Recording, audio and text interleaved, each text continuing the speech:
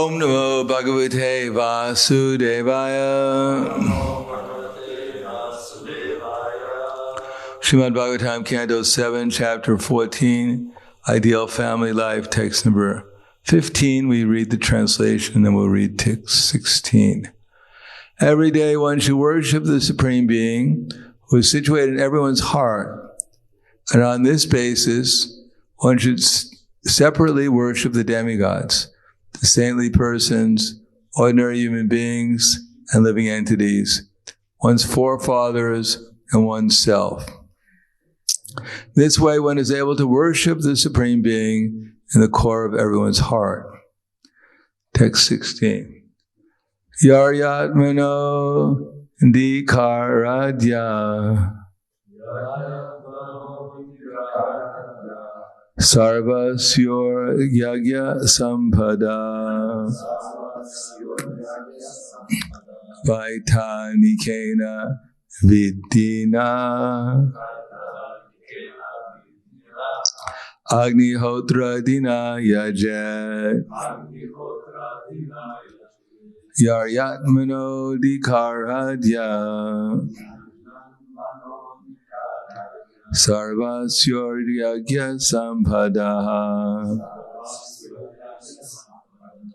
Vaitanikena vidina Agnihotra dina yajet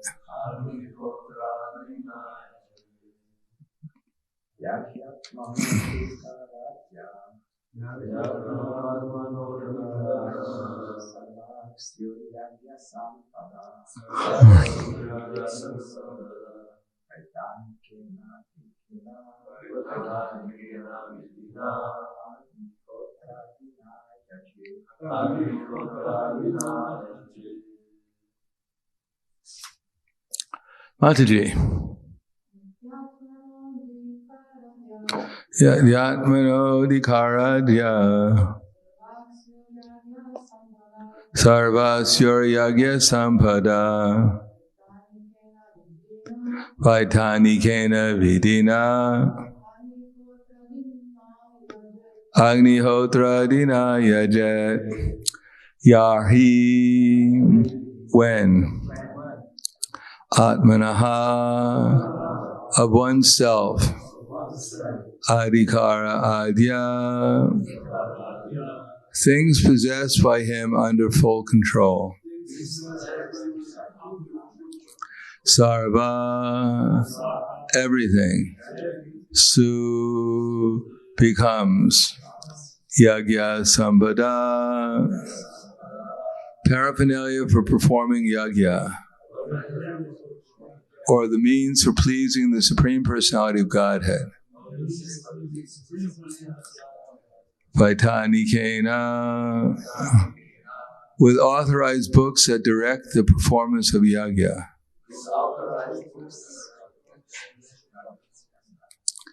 Vidina, according to regulative principles. Agnihotra adina, by offering sacrifices to the fire. Yajet, one should worship the Supreme Personality of Godhead. Translation and purport by His Divine Grace, A.C. Bhaktivedanta Swami Srila Prabhupada.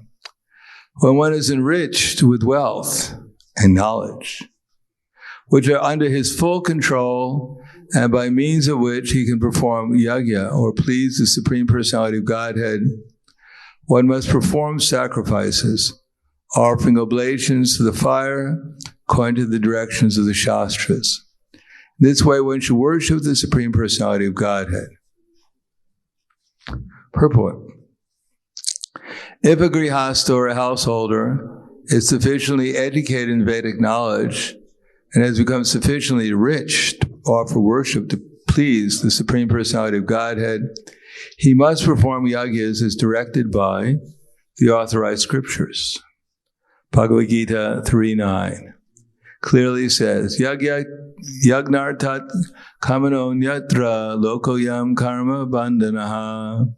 Everyone must be engaged in his occupational duties, But the results of these duties should be offered for sacrifice to satisfy the Supreme Lord.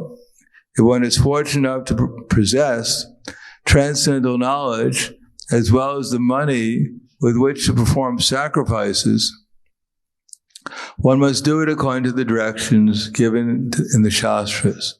It is said in Srimad Bhagavatam 12.3.52, Krite tadayato vishnum traitayam yajato mukai varpaye paricharyam halota dari kirtanat. The entire Vedic civilization aims at satisfying the Supreme Personality of Godhead. This was possible in Satya Yuga by meditation upon the Supreme Lord within the core of one's heart, and in Treta Yuga by the performance of costly yagyas. The same goal could be achieved in Dwapara Yuga by worship of the Lord in the temple. In this age of Kali, one could achieve the same goal by performing Sankirtan Yagya.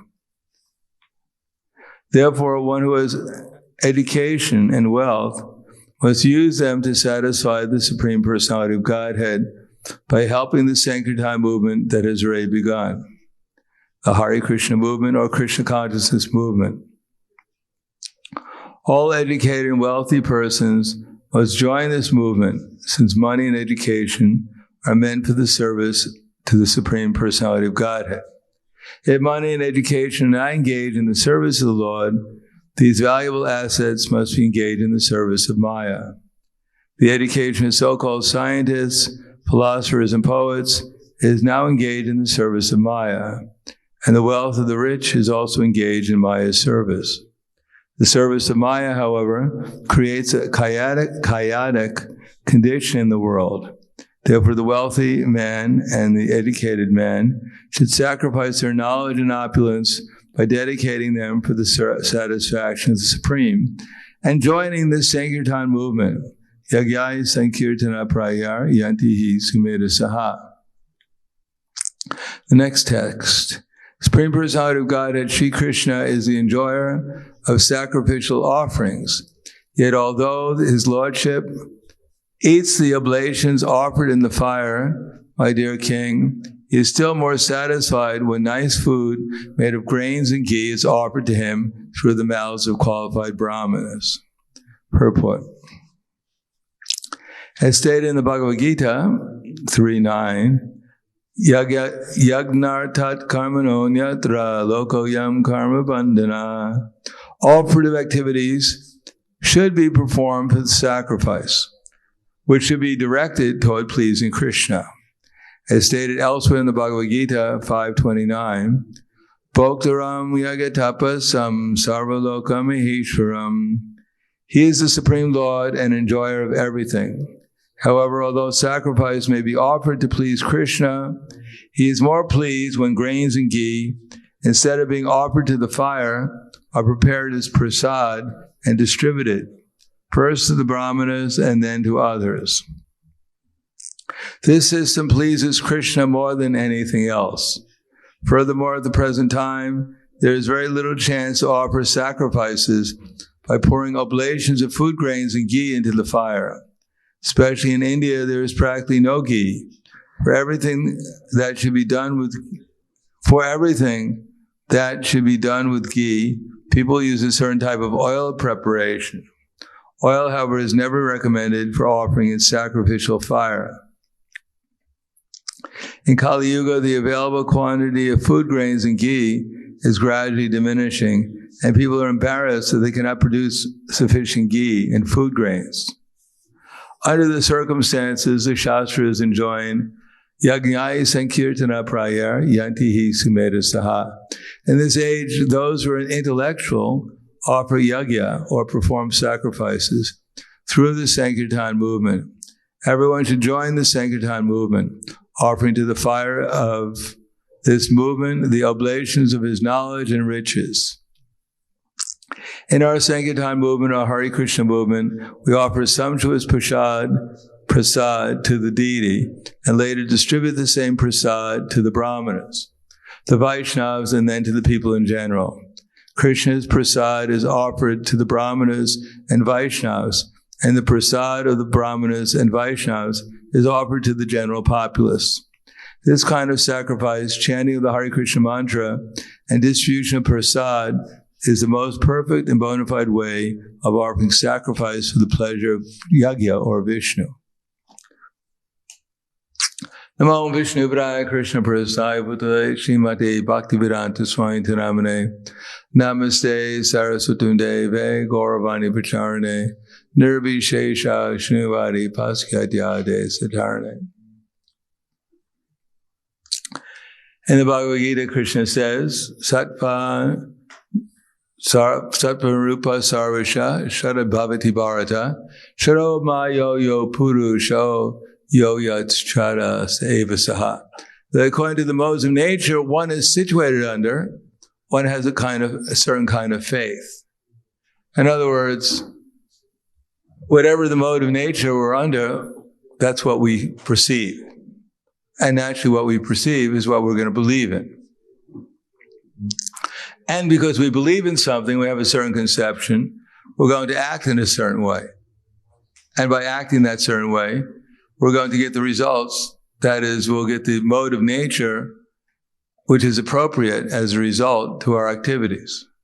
So we have a conception under the modes, and then we act according to that conception, and we get a change in the modes, either elevation or degradation, or sometimes staying the same. And then our perception changes, so our faith changes. Our experience changes, so our faith changes. So those who act in the mode of ignorance, they actually believe in the mode of ignorance. They think everything else is ignorance. They themselves are in ignorance, but they believe anything beyond ignorance is ignorance. And those in the mode of passion, they have full faith in the accumulation of wealth for sense gratification. They don't perceive anything else of any value.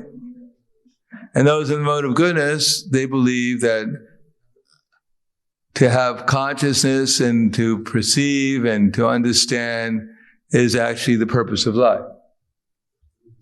And those who are transcendental, they see that everyone else is an illusion. Ya nisha sarvabhutanam tasyam jagrati samyami tasyagayarti samyami sa nisha pashuto mune. What is night for all sentient beings is a time of awakening for the self-controlled. And what is night for all sentient beings is the night for what is time awakening for all sentient beings is the night for the introspective sage. So one who's actually awake in Krishna consciousness, they perceive that whether one is in goodness or in passion or ignorance, the whole idea is centered around either the gross or the subtle body. And sometimes it's centered around the soul, but without knowledge of the super soul or the supreme soul. So therefore they see everyone in this world as being asleep, from Brahma down to the meanest insect. Everyone is asleep, everyone is identifying themselves with their gross and subtle body, and therefore wasting their time. Everyone is performing yajna. The question is, what is the sacrifice for? For instance, the Bhagavad Gita, Krishna says, Devan, that those who are in the mode of goodness, they worship the demigods. Those in the mode of passion, they worship the ghosts and spirits. Actually, those who are in the mode of passion, they worship the ancestor. Yanti deva pracha devan pitri yanti patri rataha bhutani yanti bhuteja yanti madhya jino primam. If you worship the Bhutas, the forefathers, then you'll go to the forefathers. Actually, the Bhuta means the living entities. Yanti deva vrata devan pitri yanti putri rata. Or if you worship the forefathers, then you go to the planets of the forefathers. If you worship the demigods, you go to the demigods. And if you worship Krishna, you go to Krishna. So everyone is sacrificing. People get up in the morning. We're not the only ones who get up in the morning. On the weekdays, people get up in the morning to go to work. Because here Ljubljana is a very small city, so people probably don't have to drive an hour to go to work. What Prabhupada mentions, in some places, people would actually have to take an airplane to go to work. that have to drive to a small airport and take a small airplane and then take the airplane to work, which is probably quicker than driving on the Los Angeles freeway. Is sometimes called the largest parking lot in the world. The cars move so slowly sometimes during certain hours. They call it rush hour. I don't know why they call it rush hour. No one's going anywhere. They should call it slow hour. So people sometimes have to, drive 2-3 hours to get to work, drive 2-3 hours to get back from work, and work 8 hours a day. So 14 hours dedicated to their work. 8 hours of sleep gives them an hour to eat, and maybe they have 15 minutes to look at the newspaper and then go to sleep.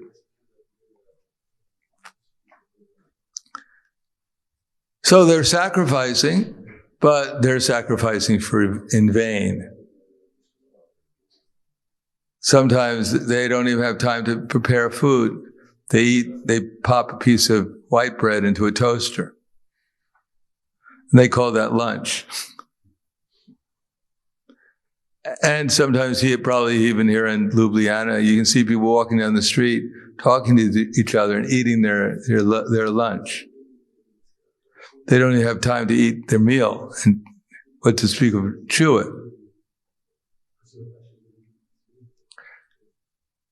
Then they blame some germ on their indigestion.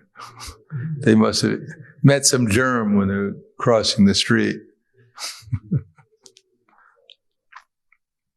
So yaga is there, but yaga by Vishnu. Yaga is actually meant for Vishnu, for Krishna, because whatever we sacrifice for, that's what we're going to remember. A man, he's working in his office, and what does he have on his desk? He has this picture of his wife and his children, and sometimes a dog or a parakeet. Because that's what he's working for. That's what he's remembering. That's why he's making the effort. His sacrifice is for them, and therefore that's what he's meditating on. But this is all due to illusion, because all these sacrifices, which are ultimately meant for what? Shukadeva Goswami says, Nidriya riniyate naktam, bhavavayena chavavayam, divya charateha rajan, katumba bharanenava.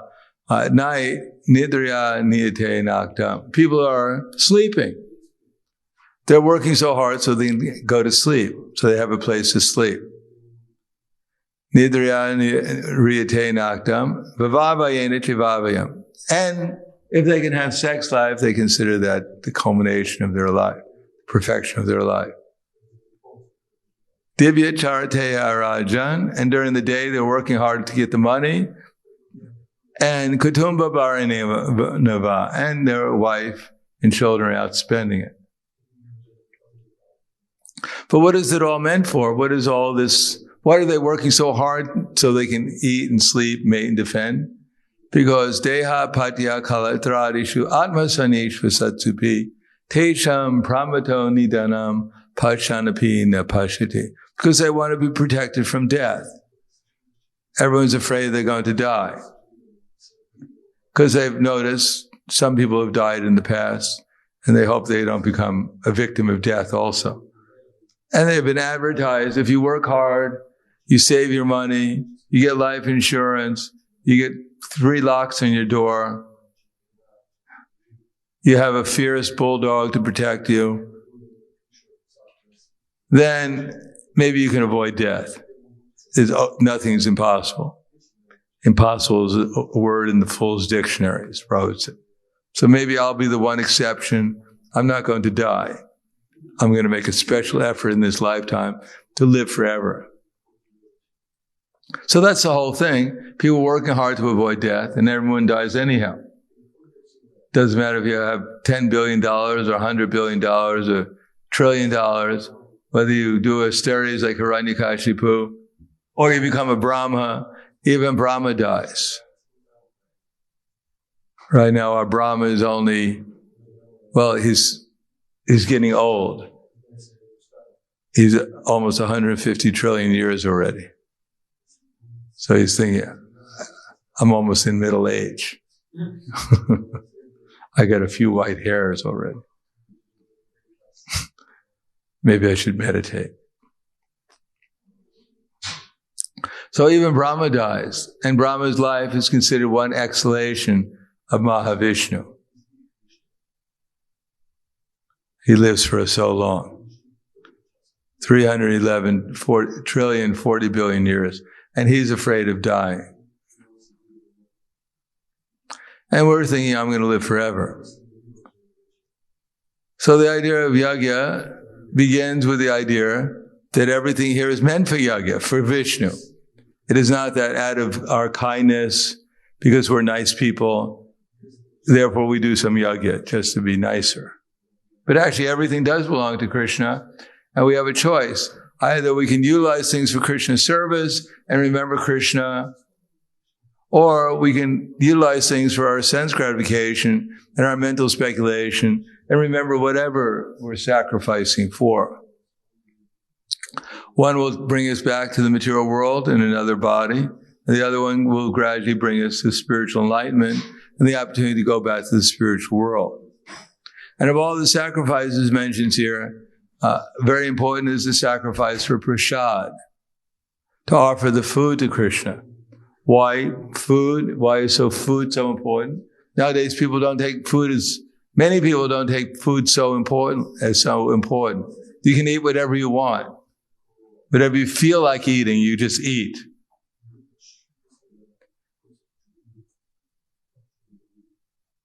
That even the animals are usually a little bit more discriminating. But anyhow, sometimes they're not. Because people don't believe that there's such a thing as digestion is very important. The medical industry, pharmaceutical industry, they may sometimes give people a pill for digestion, but they never teach people what to eat. Whether you eat a dead animal, or nowadays they're starting with insects. Crispy insects, fried grasshoppers, and consider the new food.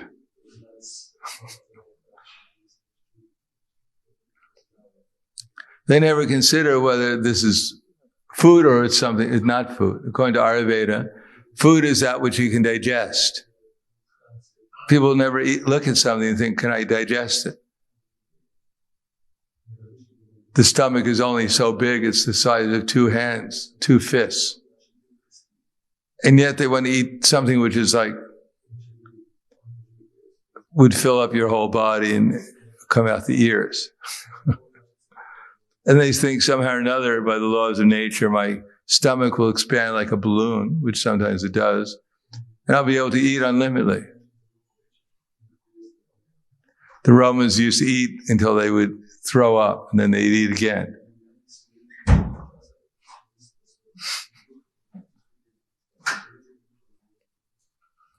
But they have no conception that what happens when you don't digest food, when you don't chew it, when you eat the wrong food, then you get disease because the body can't handle it.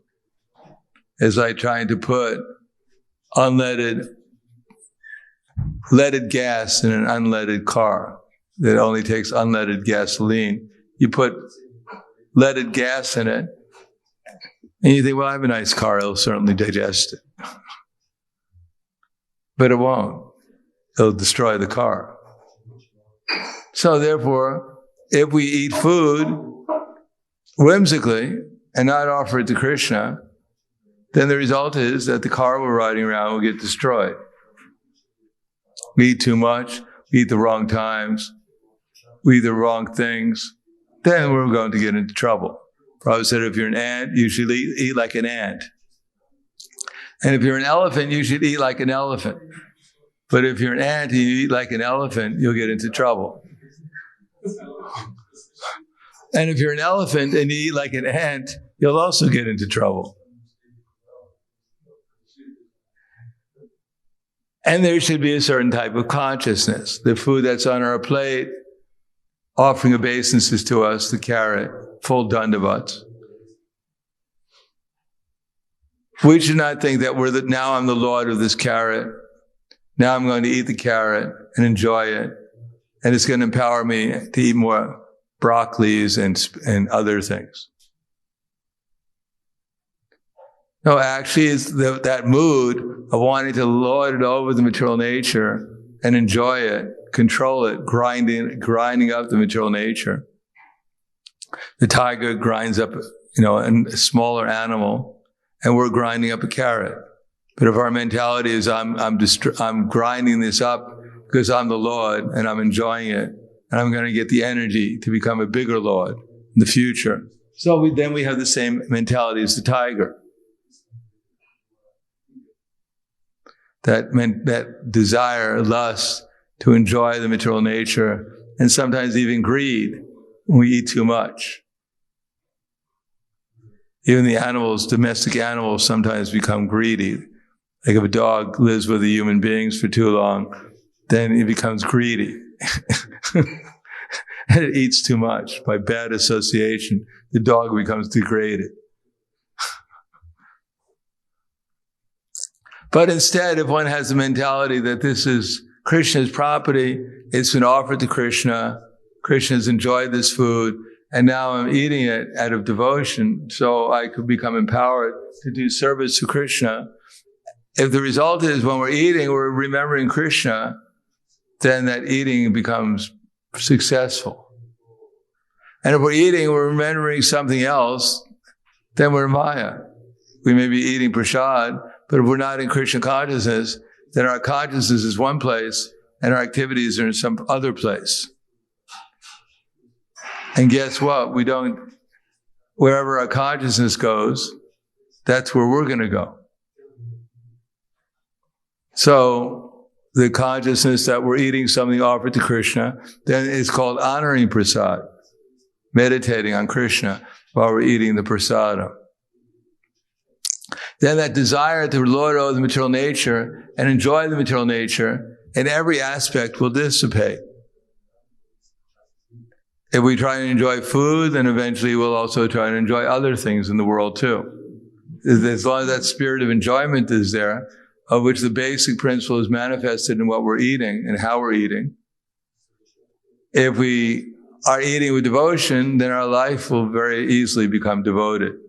And if we're eating out of material desire, then it's very likely all our other activities will be absorbed in material desire also, trying to enjoy it in some way.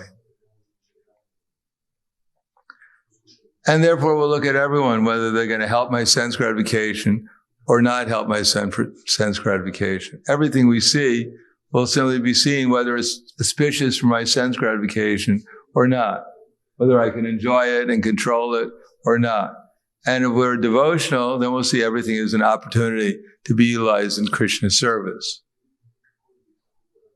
For Krishna's enjoyment, and that's how we'll get our enjoyment. As Krishna enjoys, then we ought naturally enjoy also.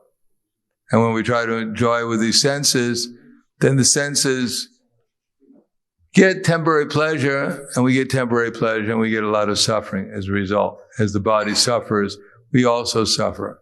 If we act for the body, then we'll identify with it, and if we identify with it, we'll have to suffer with a little bit so-called enjoyment. So I'll stop there. Thank you. Any questions? Yes. So, starting on the lowest point of the scale of Triguna, how does a person or a living entity, what is the driving force for him to sort of start associating with this bigger degree of where he's at? Like what impels him or to sort of strive for improvement? Some kind of higher taste.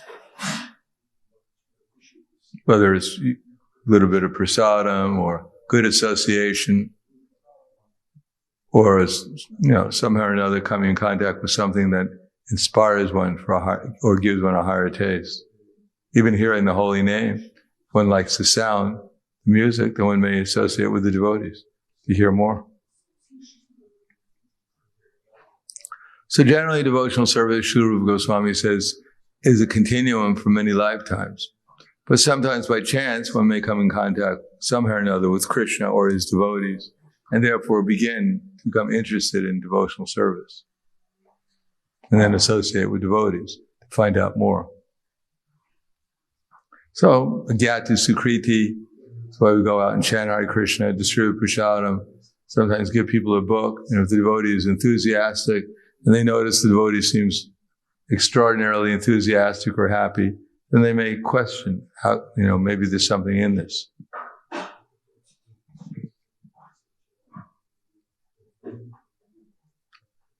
Anything else? Thank you. Hvala. Gurandra Srimad Bhagavatam ki jai. Srila Prabhupada ki jai. Gaur Premanande.